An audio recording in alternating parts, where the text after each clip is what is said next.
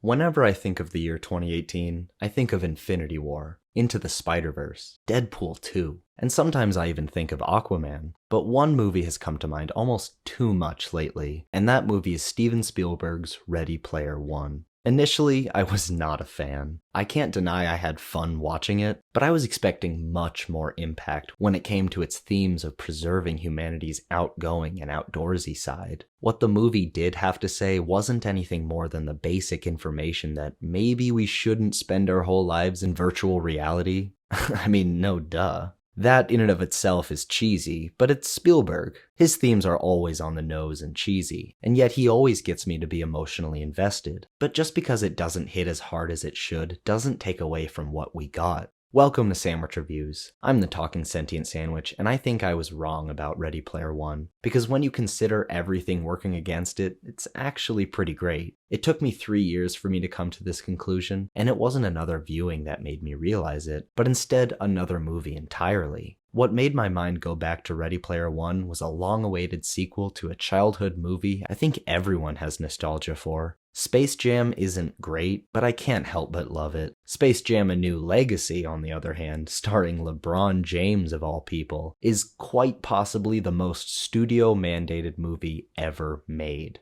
If you couldn't tell, I like to keep it positive on this channel. My videos typically discuss something nerdy that I like, usually criticizing something I thought could have been better, but I try to keep it constructive. Space Jam 2, however, does not warrant any constructive criticism. It's just crap. As far as filling your movie with nostalgia and references goes, this is the worst version of that. Al G. Rhythm, one of the weakest villains I think I have ever experienced in a story, points out just how studio-mandated aspects of movies are these days, and then they just do that anyway. But I'm falling into a tangent, because this video isn't about Space Jam, but it was Space Jam 2 that forced me to reassess Ready Player One. Because I took it for what Space Jam 2 was, a soulless cash grab that appealed to as many demographics as it could. There is a plot and narrative, but it's only in service of the next cameo. Sure, Ready Player One is guilty of that, but at least behind it is a competent story. I haven't read the book, so I'm just going by what the writer Ernest Cline chose to put in the movie, but at the end of the day, it's a classical hero's quest. Each act is about getting a key, and the goal is to stop the big bad CEO. Get the thing, stop the guy.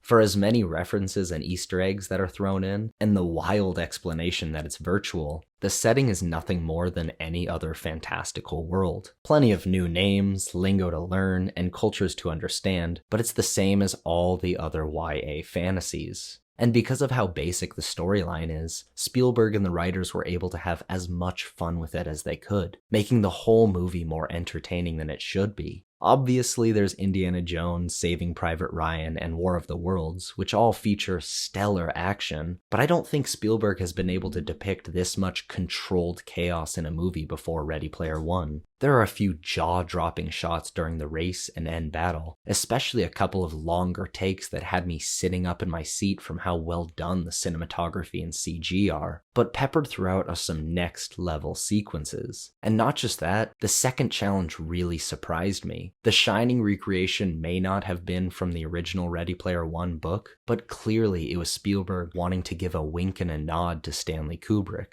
And though it went a bit too far with the CG blood and monsters towards the end of the scene, I was blown away at how faithful that first room looked. Though, if you're going to reference The Shining, why not mention how Stephen King hated that adaptation and made his own TV version? Which sucks, by the way. That's another movie that doesn't deserve any constructive criticism. But Ready Player One certainly is. As I mentioned earlier, there's plenty of fun to be had when watching the movie, but there are quite a few glaring flaws. The first of which is the uncanny valley, which the movie doesn't just dabble in, it entirely exists within that valley. And it isn't just the characters' faces that throw me off, it's everything. From the walls and rock behind them, to even the weapons and vehicles they use. It all has a sheen of fakeness. Maybe that was intentional to separate it from the real world, but despite some stunning VFX, I still think the CG overall could have looked better. But when it came down to it, I think that really is the people's faces. A lot of the time, it felt like watching one of those Final Fantasy movies, where everyone looks far too glossy, mainly because the technology that the filmmakers were trying to use just wasn't quite there. And I doubt the technology will ever get there, in large part because of how many intricate muscles and different chunks of meat that must be animated perfectly to make a face look right.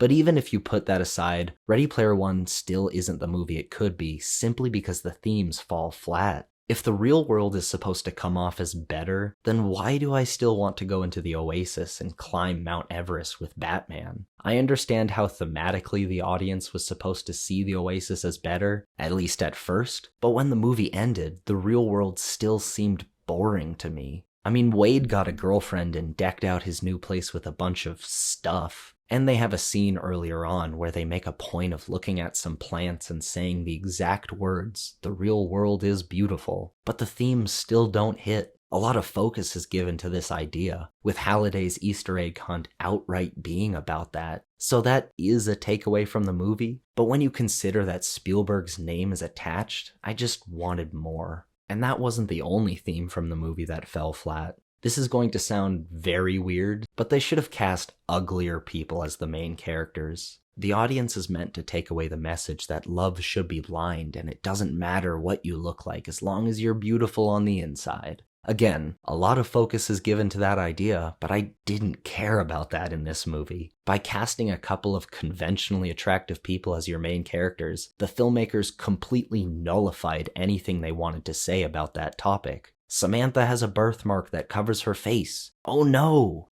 Who cares? It's barely visible. But if you haven't seen Ready Player One, and you don't care that I just spoiled the whole movie for you, check it out. Despite it looking like it would only appeal to the nerdiest of nerds, it's a decent movie and a fun watch. But before I sign off, I have one quick question to ask about the Oasis. I know Halliday made a point of making as few rules as possible, but is there a rule that you can't log out in the middle of a fight? I mean, if you're losing, like how the main characters are stuck in a shootout in a club, why not just take your headset off and poof away? It's not fair, but it seems like a pretty foolproof method to survive anything.